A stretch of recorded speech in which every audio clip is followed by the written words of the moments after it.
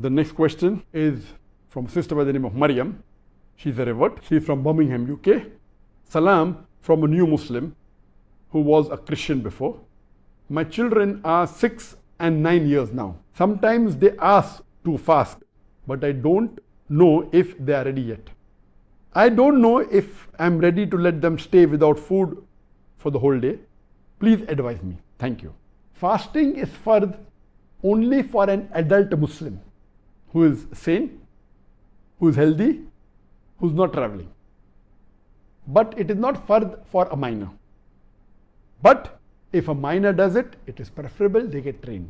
Similarly, for praying salah, it's only fard for a Muslim who is an adult, not for a minor. But there's a hadith of a beloved Prophet Muhammad, the Sahih hadith, which says that encourage your children to pray at the age of 7 and at the age of 10. If they do not pray, you can even use force. Though fard becomes when they become adult, for a man maybe 13, 14 years, for a woman, depending when she becomes matured at the age of 14 or 13 or 12, but not at the age of 10. So the Prophet says, encourage them at the age of 7 and force them at the age of 10. I wouldn't say the same age can be used for the children here because fasting is a different thing, but surely encourage them at a much younger age before they become adult so that they get trained as early as possible. I remember that the first time I fasted, my age was maybe close to 3 years, and I kept the full Ramadan when I was in the second standard at the age of 7. My children fasted much more before me. My son maybe at the age of 3, and he kept the full Ramadan maybe at the age of 6.